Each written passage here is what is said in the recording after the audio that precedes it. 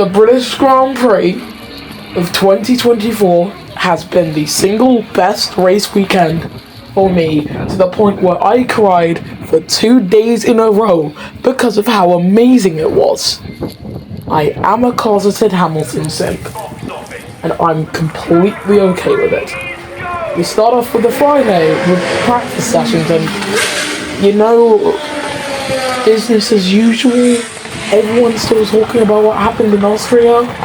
Me wondering, hang on a sec, I said after the before the Spanish Grand Prix, that Max Verstappen would win the Spanish Grand Prix, but not another Grand Prix for the rest of the season.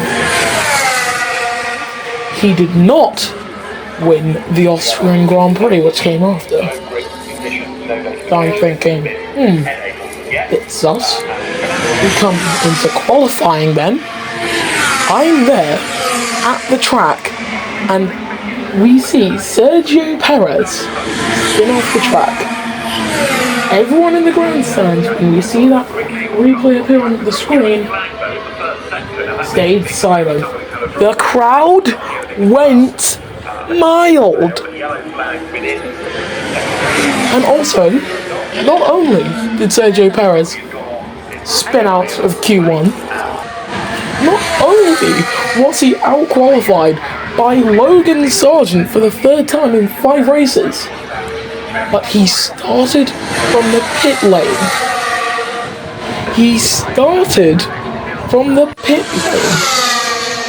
And it didn't change his race. How has this man had a 2-year extension? Oh my goodness me, that's kind of embarrassing. What is embarrassing is Charles Leclerc only getting 11th place and just narrowly out-qualifying Logan Sargent. I don't understand what Logan slander. He's doing good now. Logan right now is currently doing very good. What Williams has right now is their best lineup since 2019. But in 2019, the car was abhorrent. Genuinely the worst Williams has been since 1998. And nobody ever talks about 1998 for a reason. But then Q3 rolls around, and as soon as Max Verstappen set the fourth fastest time, everyone in the stands where I was at went wild. Hamilton comes across the line, he goes provisional pole position. Russell comes across the line, and he's taken provisional pole. Lando comes across the line, and it's only third. It's a Mercedes front row lockout for the first time since Brazil, with Russell leading the charge. And lead the charge he did, going down into turn 1 on race day. Sadly, I was not there for it. Definitely would have loved it though, because rain has been an issue throughout the UK for the past weekend. Like, since Thursday, I'm pretty sure England has been in a storm.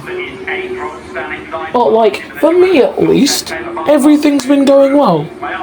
Labour won the election, we got a Mercedes 1-2, England have won both of their past 2 games in a row by a literal miracle.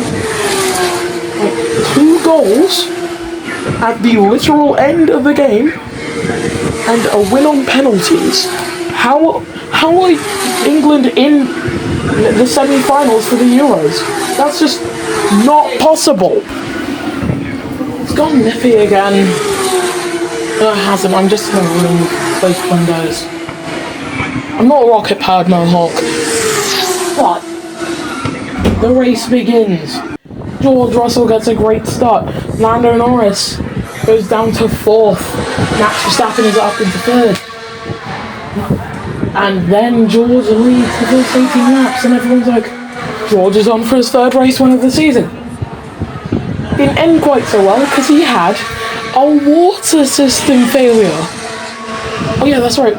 Pierre Gasly didn't even take the race start because he had a problem with the car.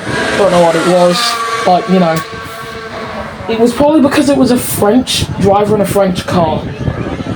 Doesn't seem to go too well these days, does it? Also, the fact that it's an Alpine, made by Alpine. Like, the Alpine livery cars do pretty well in motorsport, as long as it's not actually powered by Alpine. It's weird that the best Alpine cars in motorsport and all in the world aren't made by Alpine. Yet they are struggling. Anyway, we've had multiple a race leader for the British Grand Prix. It was Russell, then Hamilton got by, then Norris came by after both Mercedes went off track. He goes off track, the top three coming to the pits, and Piastri leads. And guess who didn't lead this race? Guess who didn't lead the British Grand Prix? Max Verstappen led 0 laps of this year's British Grand Prix.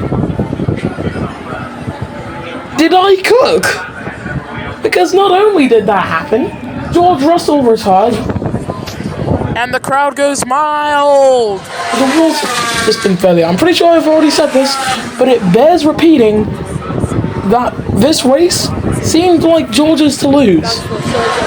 And it wasn't even his fault, so F in the chat for George, and also for the McLaren mechanics who had to move forward for Lando Norris's pit stop.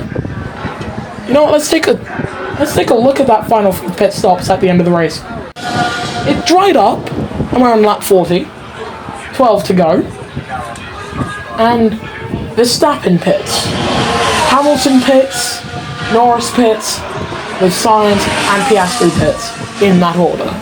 The drivers who could have won that race were Verstappen, if the strategy works, Hamilton, because he could have gotten past on track, and Norris, if everything just went well. Verstappen came into the pits first the lap before. This seemed to work out for him because he did end up finishing second. Hamilton came in for the soft tyres, which in my opinion was the correct decision. But then Lando Norris, this is the 5th race where he could have won, and he's lost it again. And you know what? I don't have an ounce of sympathy for this one, because he locked up. He waited too long to switch onto the tyres. That when he came in, he locked up, and his team had to move forward, likely costing 2 seconds. And you know what? 2 seconds doesn't sound like too much if you're not a motorsport fan. Doesn't sound like too much if you don't have a functioning brain. But in the world of F1, 2 seconds was literally the winning margin. Those 2 seconds were the difference between Lando Norris winning the British Grand Prix and him finishing 3rd. So Lewis Hamilton wins the British Grand Prix. I have total euphoria with my parents after they took me there, and I got to see this happen. And the next race is in Hungary, which will probably be a lot less interesting.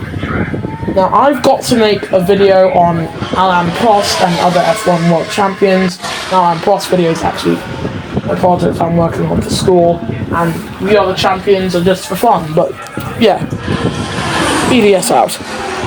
We are so back.